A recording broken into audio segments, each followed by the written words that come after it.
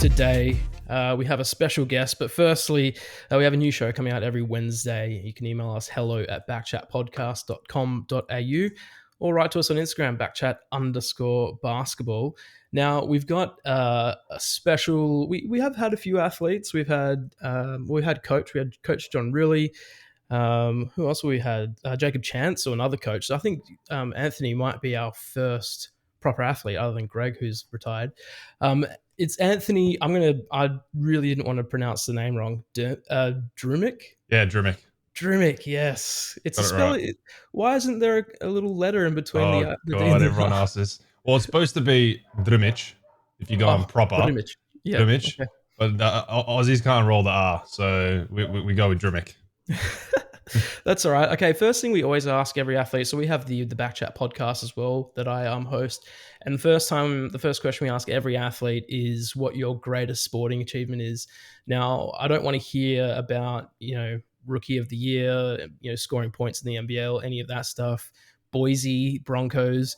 It needs to be something off the basketball court. Now, I'll pad a bit for you and give you a bit of extra time to think. Okay. I was an elite cricketer in under 12s, took 5 for 16 in a grand final once, got a trophy for that, got the game ball.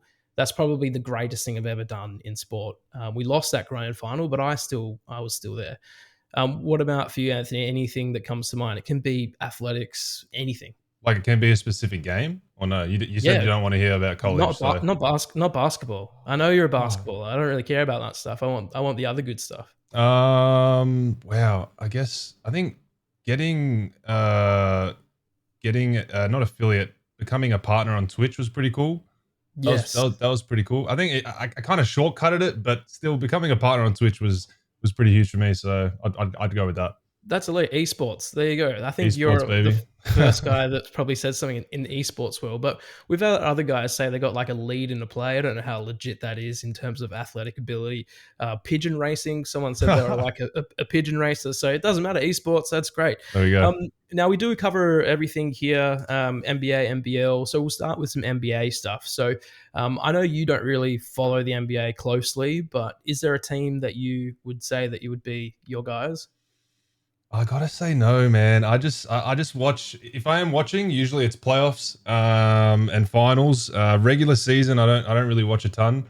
So I guess whoever's hot at the time, I'll go for them. So you're a bandwagoner. That's 100% bandwagon fan. I talk about the Dallas Mavericks a lot on this podcast because I've been a fan of them since the early thousands. And today they had a good win against Utah Jazz. Luka and Kyrie has been the point of contention because they joined forces in the Mavs after a big trade. And a lot of people thought it wouldn't work, but it's starting to do things. Anyways, we won't harp on too much about the NBA because you don't really follow it. Let's talk Dave Cooks though, because he is now just signed a 2-year deal to play at the Washington Wizards. Massive. How cool is that to see a guy in the league move up into the NBA? Awesome. I mean, just getting a straight up contract like that, 2-year deal, huge for him first off, and then for the league as well. It's just showing that the league is really growing at a rapid pace, and becoming a real prominent league around the world. Yeah, because, I mean, guys go NBA draft and then they might get stashed in the NBL or they go into a G League team after college and break in like that. But to go playing NBL and then get a contract straight up is pretty significant. Like, it doesn't happen very often. Yeah, I mean, that jump, you don't like you said, you don't really see it that often. So credit to him. He had a fantastic season, MVP season, of course. And, the things he can do on the basketball court, not a lot of people can. So, credit to him, and hopefully more guys can follow in those footsteps.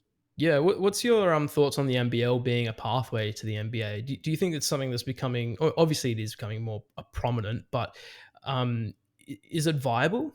Yeah, I mean, 100%. We've seen it, with the Next Up program coming in. What is it now? 4, 5. We're going even like 7 years now. Yeah, it's been going on for a bit. Yeah, and I feel like every year it's getting bigger and better, and more and more guys are coming over and taking that opportunity to play against grown men instead of going to college and taking that pathway. So it's definitely viable. We've seen it happen multiple times already. So I think it'll continue to grow and yeah. Yeah, that's good. So you just missed out on playing with Giddy at Adelaide. You'd moved on to Brisbane the year that he signed with Adelaide. When you were playing, I mean, you would have played against him on the court. Could you just tell he was like a league above everyone? Like, because he's amazing. Like, and he's doing Oh, crazy good things. Today he had 17 assists, and this is against the best players in the world. yeah. Well, the thing that for me that was so big was he was doing what he was doing in the NBL that first year, but he was so young. Like he was 17, 18 years old, playing with grown men, and he just looked so poised and calm and like he belonged. So you knew that he would keep making those jumps as he matured. And of course, we see it now with him playing in the NBA. And today's stat line pretty much showed it that he not only belongs, like he's a dominant player in the league.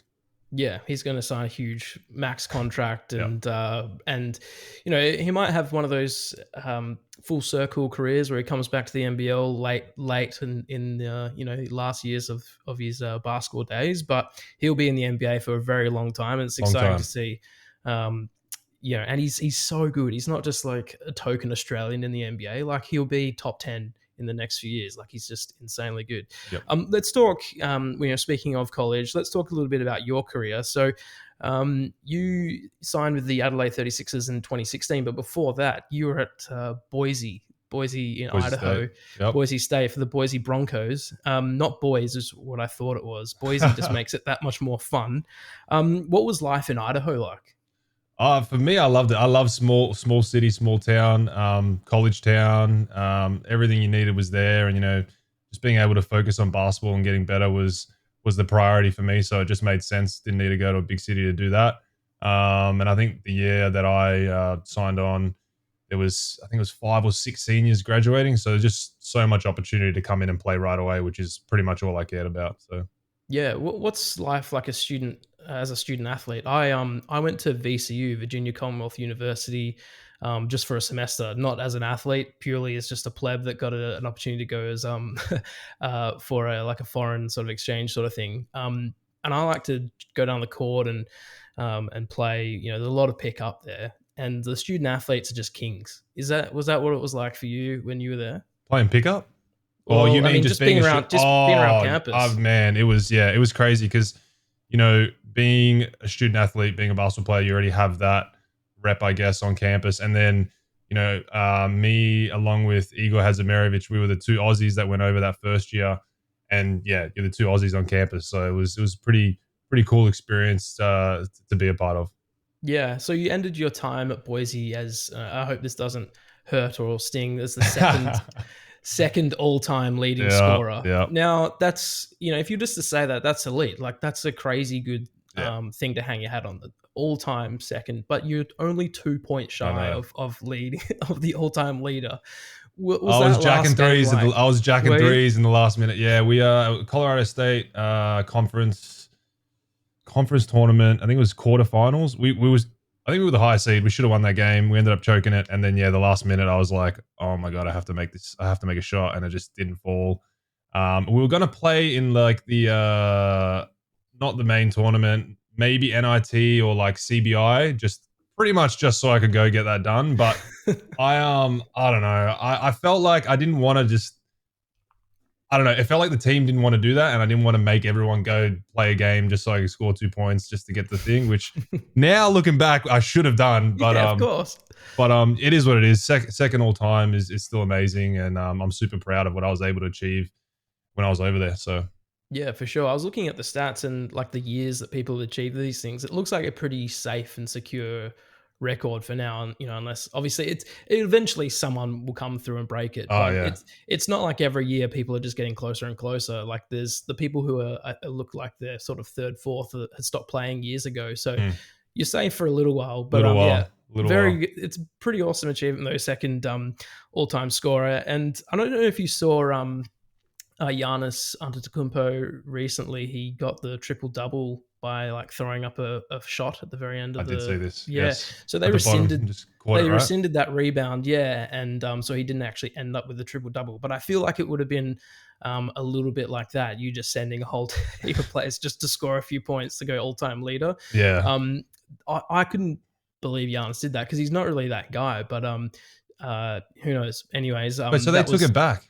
they did, yeah. So I think because the rule states that a rebound can only be taken if there's a legitimate shot attempt, and Oh, they okay.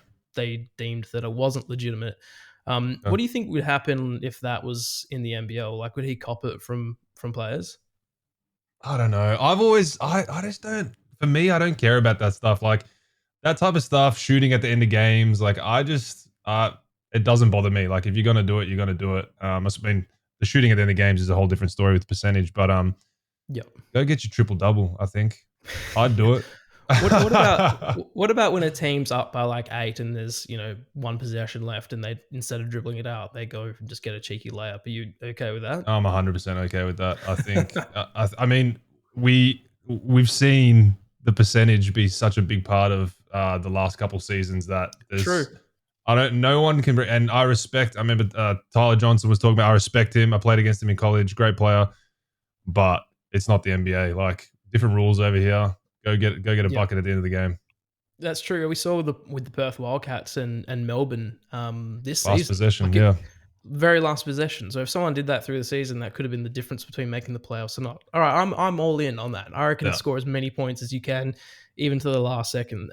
What was your transition like out of Boise to the NBL? Was it something you always wanted to do, come back and play in the NBL, or were you looking at the NBA? What was your process? It was interesting. I didn't know what I was gonna do. I was just trying to play at the highest level that I could.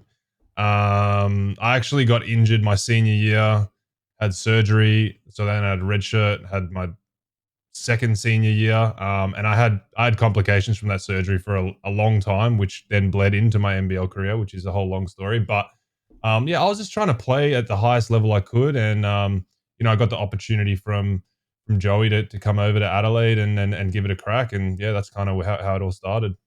Yeah. What was your first impressions as a professional athlete, and working with Joey as well, over at the Sixers, It's like legit. compared Like, to college? oh yeah, it's a whole step up. Like people, like it's your job now. It's everyone's in the gym every day. Everyone's like, I know in college people are working as well, but it's a whole different level where yeah, you're fighting for a job every year. If you're not showing up and doing the things you need to be doing, um, it's yeah, you're gonna find yourself out of the league pretty quickly. And then the other thing was just the strength and playing against grown men is it's a whole different. Like I can't even. I remember one of the early games I ran into Anthony Petrie on a drive, and he just like He's a threw big me boy. like I wasn't even there, and I just Yeah. threw me. I'm like, what is going on? These guys are so strong. So I think that is the step that people face when they come over to play professionally, especially in Australia for sure. Yeah, it's a lot more physical, a lot more, big bodies getting in the paint and bashing down loads. It is one of the good things definitely about the NBL, especially for the transition into the NBA. Like we've seen with one of the Ball brothers that came over, he got to, instead of going to college and play against kids he would have been way better than anyway. You're playing against men, and it doesn't matter if they're in the NBL or if they're in the NBA. Like men are, in that league are strong, Yeah. and there's still big bodies you have to get around, you have to go up against, so it is a steep learning curve for you though. You won rookie of the year in your first year in the league. Did you, I mean, no one expects that, but were you, early days, were you like, oh man, I'm actually here, I actually feel like I belong? Yeah, look, I don't think there was a ton of rookies that year. I think I kind of just won that one. There was actually an Instagram post that went up that if the rules got changed to what they are now, with the Oh yeah. Bryce would have won it with like 23, 5 and 4, and I had like 7, 2 and 1 or something. So I'm pretty grateful that that wasn't in place then. But yeah, I mean, I felt like I had a good year. I think I started very slow, and that had a big part to do with the injury. But then I kind of like just carved myself out a role where I was actually contributing to wins and like helping the team win. So yeah, I think I deserved it and earned it.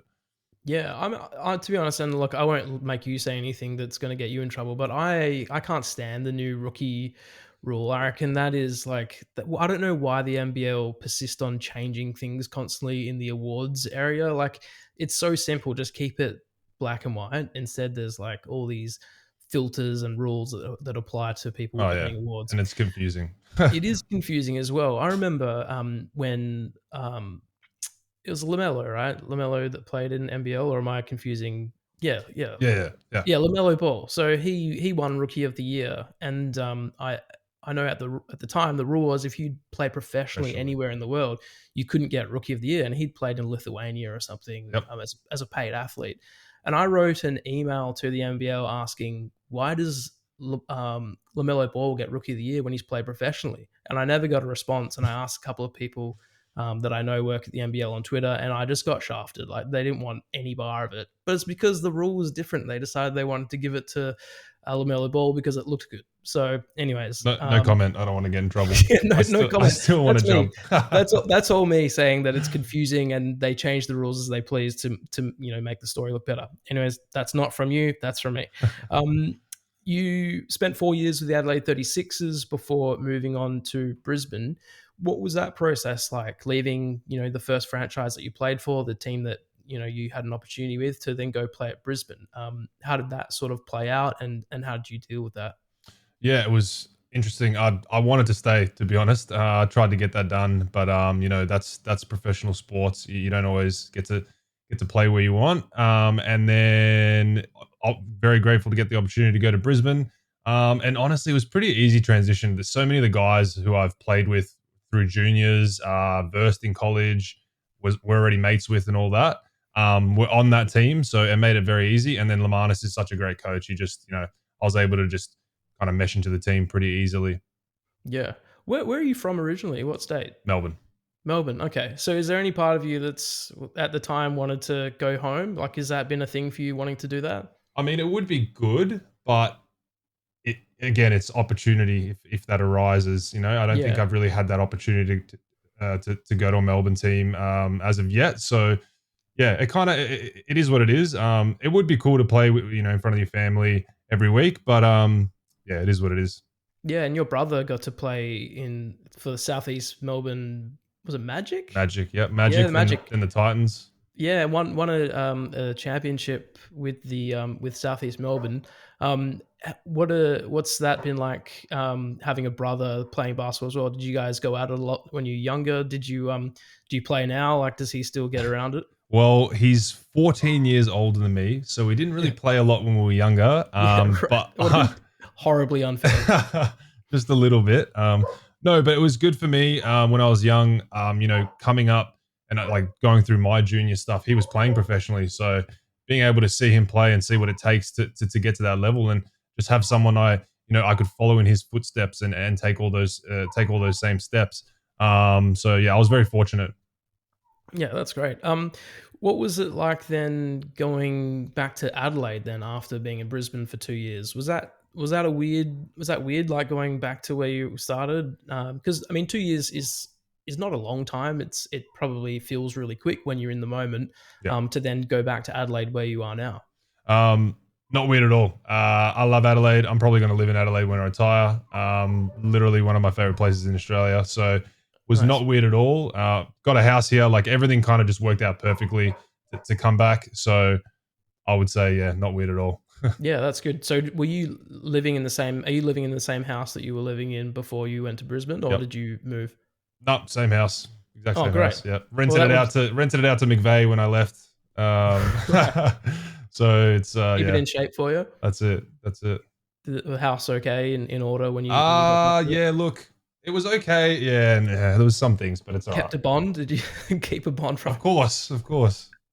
Okay, so Greg Hire, who's on the pod usually with me when he finds time when he's not coaching his son's basketball team, or I don't know, gallivanting around the country, wanted me to ask you about the second camp of the 3x3 tournament where you almost.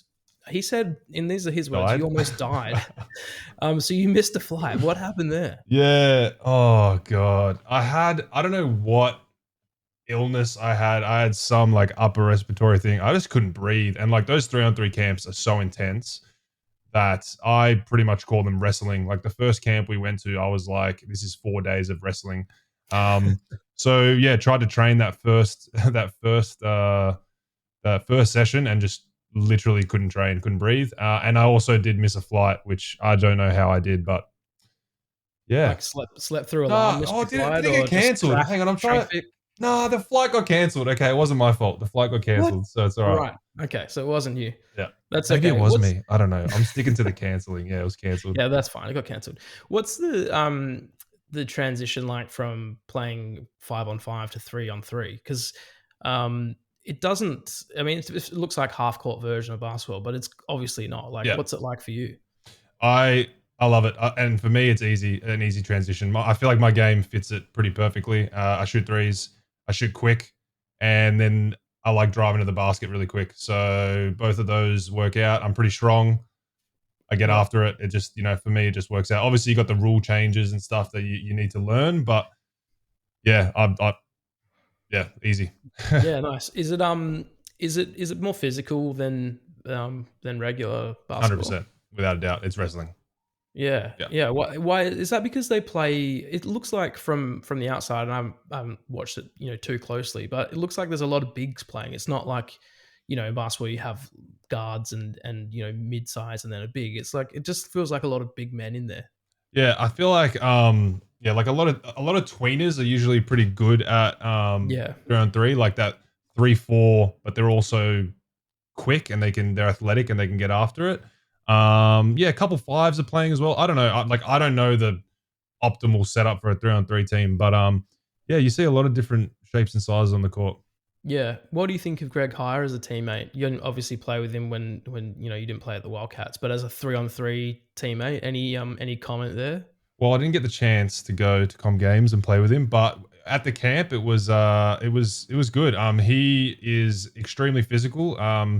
Sidebar, first time I played against Perth, I remember Greg coming in for an offensive rebound, me trying to box him out, and then I was on the floor. So I was like, "Oh my god, this man is incredibly strong He's and thick, isn't he? he's so strong." And that was pretty much the next 4 years experiencing that every time versing Perth, going, "Oh God, I got to box out Greg Hire, please." He Um, loves an offensive board, doesn't he? I like Greg's. I've always been a fan of Greg's game. He's not a flashy player, but he's gonna get in there and oh, it bang gets and it done for sure. gets it No, done. great teammate, Absolutely. willing screener. Like he helped Yep. me. Like early on in the camp, I didn't know the plays and stuff. Like just saying, like getting me open, getting screens for me, and like really making me feel welcome on the team. So great Yep. experience. Great Yeah. bloke. Nice. All right. Let's talk some NBL. Obviously the grand finals are underway. It's a game apiece between the Breakers and the Sydney Kings. Game 3 is on Friday. How have you been paying close attention, or do you try to like just clear off basketball once you're done with it? I said I wasn't going to watch any games, and Right. I've watched every game of the playoffs. Right. So I kind of fell back on that. I think yeah, interesting. I find it super interesting how both away teams have kind of come away with one. I feel like Sydney came into that first one a little bit. No, I don't know how to explain it, but just they kind of didn't put their will onto the game, and then that second one, it was kind of like, man, if New Zealand can just knuckle down, play solid basketball with the injuries that happened, they're going to come away 2-0 here, and then the series is kind of in their hands. But Yep. they really let that one slip. Yeah, I don't know. I don't know what it was. I feel like they didn't come out with the same sense of urgency they had in previous games, and then sloppy with the ball, turnovers, and all that. Yeah, it's super interesting to see how Game 3 is going to unfold. Yeah. What's your take? Who do you think comes away with it all? I think if Sydney, have they announced if Cooks and Walton Jr. are back or no? I haven't seen that, but I mean, game. So we're recording. Oh no, it is Wednesday today. I think I said to you before it's Tuesday. It's Wednesday today, so we've got a day and a half. I don't know if they announced the teams maybe till tomorrow, so they Yeah, might probably give you a tomorrow. bit extra time. Well, if they're playing, and if they're playing and Sydney come with the same defensive mindset and intensity as game 2, I feel like they'll take the series. But I'm not I'm not writing off Modi and that crew over there because they've got some stuff going on and they're tough. So Yep. All right, pick a team. You've no, sort of you I sat gotta on the sit on the fence and you fence. said if this and if that No. happens, just pick Look, one. I'll go. You know what? I'll go. I think I gave someone else a different prediction, but I'm gonna go New Zealand because my boy James Reed is over there as an assistant coach. So Right. I'm gonna go with New Zealand. All right. In 5. We'll go 5. Yeah, why Yeah, not? We'll go sure. the distance. Nice close series. I couldn't care less who wins out of either team. Yeah. I just wanted a close series, and so far it has been. It's been a really good series. Again, this might be something that you don't want to comment on because you're still in the league, but I've been hating this, and I went on about this last episode. You gonna This say the whole handshakes? oh yeah, okay. I've Let's talked talk. about it. I've talked about it. I hate It's it. so I hate it's it. so It's you're the gonna see each other worst. in 3 games. It's the Like, do it at the worst. end. It is the worst. I Oh, was reminded, like, I feel like every year I forget about it, and then I see it. I'm like, wait, why are they shaking hands? It's yeah, no. I what I was going to ask you about is this, like, Sydney Kings PR campaign. This whole, like, it's us against the rest of Australia. Everyone hates on us. Everyone's sleeping on us. I don't think a single person has thought that, like, Sydney aren't good enough to win at all. Like, they're clearly the most dominant team in the league. yeah. Is that like a thing that they just go, let's create, I don't know, hype around it and try and get more fans around us?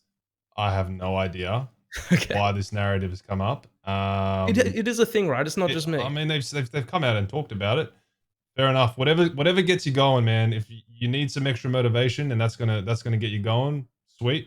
But I don't. Yeah, I don't know. I don't really know how to comment on that because Yeah, no. I feel like it's just something that they've thought, like, let's do this to give us a bit of extra burn. You know, we're clearly the best team.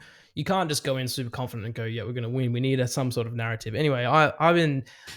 It's frustrating because it's just like I see these tweets from people, and it just well, the Perth and Sydney like hate slash yeah. rivalry is strong. Every time on Twitter I see someone talking about it. So Yeah, I think I'm probably noticing it more because I'm in the WA basketball community a bit, and I see, I don't know what it is. It's come back from, like, it feels like it started maybe 3-4 seasons ago when Bogut was playing at Sydney and what's the COVID thing, Trevor Gleeson. right? Yeah, so there was that, and then the COVID championship where, like, they didn't want to come to Perth and play, and then Perth got given the championship, and it's been building, and it's just I feel like there's a bit of fake hate going around to try give them some extra burn. But anyways, that's my take on the situation. I'm not going to get you in trouble with Paul Smith or Yeah, anything please like no. that at the Please Sydney no. Sydney brass.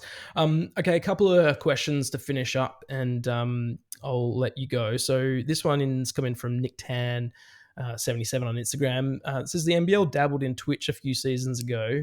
That's when they're putting the free games up on Twitch, Yep.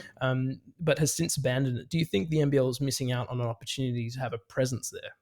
Well, I loved it when it was on Twitch because I co-streamed a bunch of the games. So Yeah, that true. was fun. I don't know what the rules are with like rights and copyright and whatever. So I don't know how that would work. But yeah, I think it's definitely a missed opportunity because you just get such a, I guess, unique market that you can tap into. And there was a decent amount of people watching on Twitch back in the day or a couple of years ago. So Totally. I yeah. definitely watched games on there. Like, it was great because you could get on the chat and you could talk shit, and Oh my god, the chat was insane. the chat was it wasn't great chat. It was just a lot of hurling shit Twitch at one chat, another. so It's Twitch chat. Twitch Yeah, chat, that's so right. yeah. All right. So yeah, I mean, that is, yeah, I think it would be cool to see it back on Twitch, but obviously, they've got KO deal now, the so deals they then, probably that probably brings in more money than the Twitch thing, to be honest. just a bit. This is from Jacinta_Govind. Probably said that wrong. Have you found a suitable alternative to paper straws yet? Oh god. So you, I don't see you pop up on Twitter very often, and that's not like a dig at you. You just don't seem to be a I big take Twitter breaks. guy. I take big You breaks. take breaks. And you tweeted, I don't know, a month and a half ago saying that paper straws are basically the bane of your existence, Yep. and you can't live They with are. them. They're disgusting. They crumble. They They fold. ruin You all don't get my favorite drinks. exactly. So you got it went. I mean, I'd say pretty much went viral in terms of, It was like, articles. yeah, there was articles. You're onto something when news.com.au grab a hold of a tweet and write a whole article based on it. I'm with you. Hate the paper straw, hate the wooden fork, the wooden spoon. When it's sliding on my lips as I eat something, the feeling of wooden cutlery is disgusting. So I'm all for, sustainability. We need to stop using plastic, but I don't know. What do you do now when you see a paper straw? Do you just go straight on the guzzle and I not still use just one? use it. I just buried my head in the sand and said, I'm not gonna go and buy a metal straw. I'm not gonna do it. I'm Okay. not pulling out a metal straw at the Little movies. case. Out of my little case. Like, I'm just not doing that. Like, that's not part of the experience. I want to be able to just, because I'm talking about Coke slushies at the movies now, right? Like, I Yes, literally yeah. have to get 10 paper straws and just keep substituting them out because by the Yeah. end, like after 5 minutes, it's just anyway. We're not going to go into this. No, I haven't found a replacement, but yeah, okay. Well, if there's still hate paper straws. any sponsors out there that listen to this that want to send you a metal straw, maybe All right. like a co-branded thing, maybe you could be like ambassador for metal straws. Maybe if they made one where you could like squeeze it all the way down, like a spring-loaded one, and it just Pop it fits as back like a up. little coin in your pocket or something. I That'd don't know. work. Maybe I just invented something. Wow. Let's get on it. Last question from Jacko.MacDonald. What's it like playing for the greatest franchise in NBL history, the Perth Bandits? Oh, yes. Now I know you got a bit of Great. merch from the Perth Bandits, which is pretty rare to come across. Yep. Only special people do get it. How did that all come about? Tell us about the Perth Bandits. I just early on I was pumping it up on Twitter. I think just memeing. I think it was when I was signing with Brisbane the first time. I mean, I love memeing, right? So I was memeing that I signed a $70 million deal or something with the Perth Bandits, and I got a bit of traction with them. And then they've been sending me shirts. I literally in Brisbane, I wore those shirts every day because it's so hot over there. I just wore a different jersey every day. The best. Yep. There you go. So one of the inaugural members of the Perth Bandits. And maybe if they do enter the NBL as an expanded franchise, there are talks around that at the moment. It's the 10th team or whatever. Sign me. Sign you. I'll take that 70 mil too, if that's all right. Yeah, I'm sure they got plenty of coin. All right, thanks for joining us, mate. If you want to get in contact with us, this is not you, Anthony. You can just message me on Twitter or whatever. But anyone that's listening, Instagram, BackChat_basketball, or you can email us hello@backchatpodcast.com.au. How's your off season looking? Any big plans? Any travel or anything like that coming up? Just playing NBL 1. Actually going to Melbourne next week for getting my son baptized. Going on a trip a bit later in the off season to New Zealand that we put off 3 times due to COVID. Other than that, just chilling in Adelaide and just trying to get good at basketball. That's it. Well, if you can try and get good at basketball, maybe I can too. I might get some shots up. But thanks for joining us, and we'll chat to you next week. No worries. Thanks.